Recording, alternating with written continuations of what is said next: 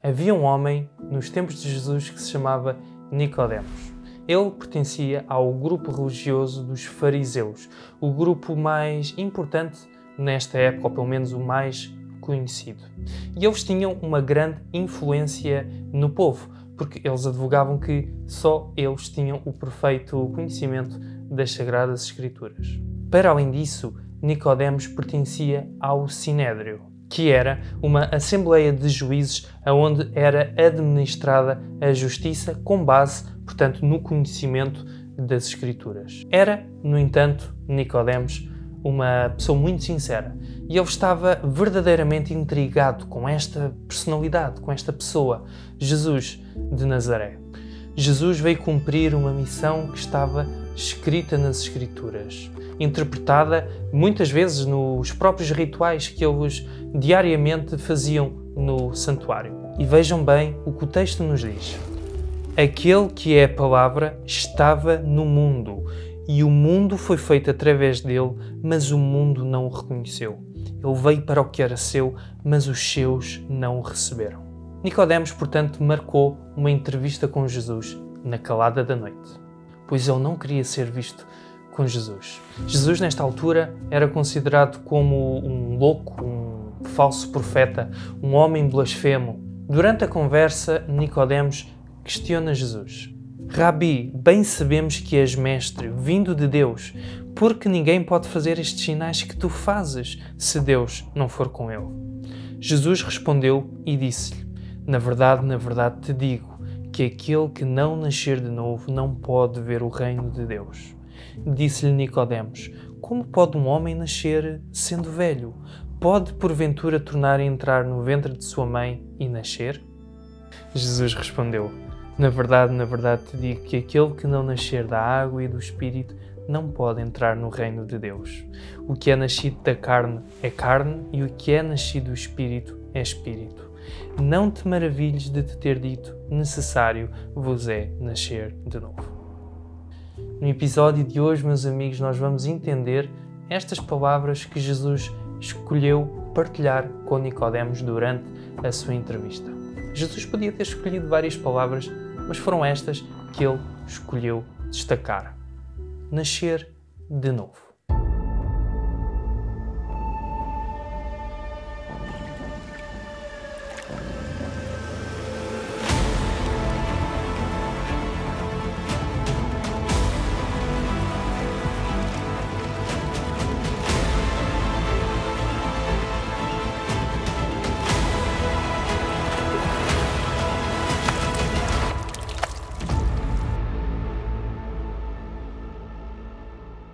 Deus, nosso Salvador, quer que todos os homens se salvem e venham ao conhecimento da verdade. Jesus morreu para possibilitar a que cada pessoa seja salva. Deus não escolhe ao calhas uns para irem para o inferno, outros para serem salvos. Na verdade, o Espírito Santo está constantemente a incentivar as pessoas a que haja mudanças para que todos possam ser salvos. E ao longo de vários episódios nós temos falado da salvação, mas em questões práticas, o que é que eu posso fazer para ser salvo? Jesus respondeu, na verdade te digo que aquele que não nascer da água e do Espírito não pode entrar no reino de Deus. Se nós queremos ser salvos, temos de nascer do Espírito e da água.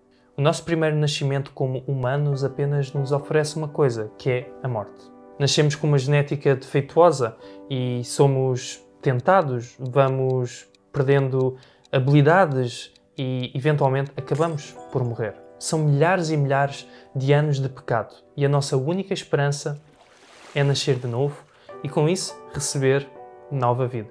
E só Deus tem esse poder de nos fazer novas criaturas. Apesar de continuarmos a viver nesta carne pecaminosa, o novo nascimento dá-nos motivos e desejos que transformam a nossa vida. Tornamo-nos mais espirituais, mais aptos para discernir as coisas de Deus. Mas vamos por partes. Vamos entender o que é nascer do Espírito. Todavia digo-vos a verdade, que vos convém que eu vá, porque se eu não for, o Consolador não virá a vós. Mas, quando eu for, vou-lo enviarei. e quando ele vier, convencerá o mundo do pecado e da justiça e do juízo. O trabalho do Espírito é convencer-nos do pecado e mostrar-nos o que é correto. Nascemos de novo do Espírito quando admitimos que aquilo que vem à nossa consciência é verdade e que nós estamos em erro. Então, arrependemos-nos e confessamos os nossos pecados a Deus, através da informação que o Espírito nos vai dando.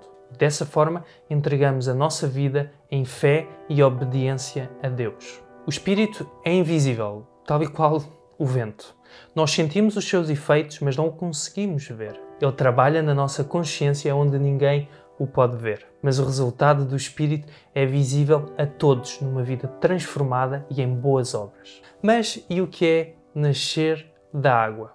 E, ouvindo eles isto, compungiram-se em seu coração e perguntaram a Pedro e aos demais apóstolos: Que faremos, homens e irmãos?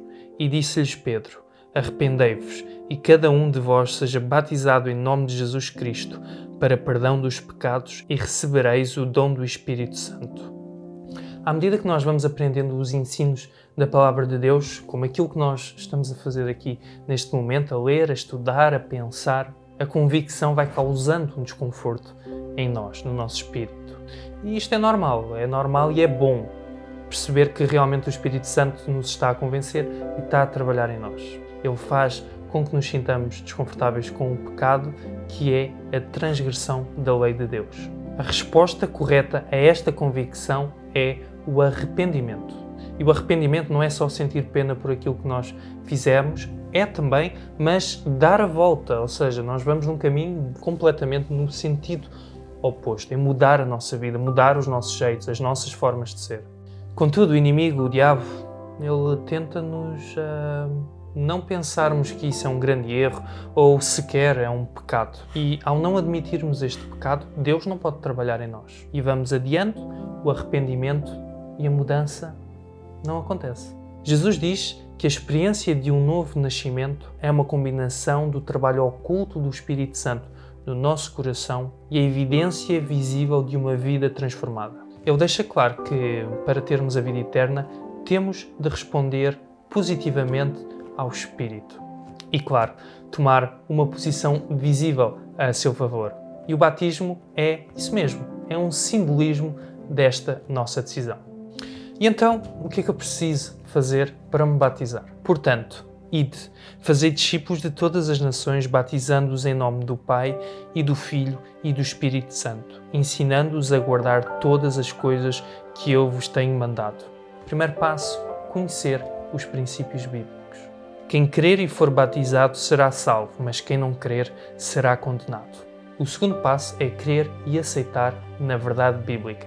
E disse-lhes Pedro: Arrependei-vos e cada um de vós seja batizado em nome de Jesus Cristo, para perdão dos pecados, de sorte que foram batizados os que de bom grado receberam a sua palavra. O terceiro passo é a constatação e o arrependimento dos nossos pecados, que é a transgressão da lei de Deus. Antes do batismo deve haver ensino, crença, confiança e o arrependimento. E isto significa, claramente, que aqueles que são batizados têm que ter maturidade para compreender todas estas coisas. As crianças, na grande maioria dos casos, não se enquadram nesta questão, nem crianças nem bebés. A Bíblia providencia um serviço especial que não inclui exatamente esta questão do batismo e passar por águas, que é a dedicação das crianças a Deus. E vários casos práticos são encontrados nas Escrituras do que é um verdadeiro batismo bíblico. Então Filipe, abrindo a sua boca e começando nesta escritura, lhe anunciou a Jesus. E, indo eles caminhando, chegaram ao pé de alguma água e disse o eunuco: Eis aqui água, que impede que eu seja batizado? E disse Filipe: É lícito, se crês de todo o coração. E, respondendo ele, disse: Creio que Jesus é o Filho de Deus. E mandou parar o carro e desceram ambos à água, tanto Filipe como o eunuco, e o batizou. E, descendo Filipe à cidade de Samaria, lhes pregava a Cristo. Mas, como crescem em Filipe, que lhes pregava acerca do reino de Deus e do nome de Jesus Cristo, se batizavam tanto homens como mulheres. E, tirando-os para fora, disse: Senhores, que é necessário que eu faça para me salvar? E eles disseram: crê no Senhor Jesus Cristo e serás salvo, tu e a tua casa. E lhe pregaram a palavra do Senhor e a todos os que estavam em sua casa, e logo foi batizado ele e todos os seus. Cada um destes novos conversos seguiu os passos indicados por Deus para a vida eterna. Hoje Deus está a fazer o mesmo trabalho nos corações. Mas terá o batismo um outro significado ainda mais profundo que este? De sorte que fomos sepultados com ele pelo batismo na morte, para que, como Cristo foi ressuscitado dentre os mortos pela glória do Pai, assim andemos nós também em novidade de vida. Porque se fomos plantados juntamente com ele na semelhança da sua morte, também o seremos na da sua ressurreição. Sabendo isto, que o nosso homem velho foi com ele crucificado, para que o corpo do pecado seja desfeito, para que não sirvamos mais ao pecado.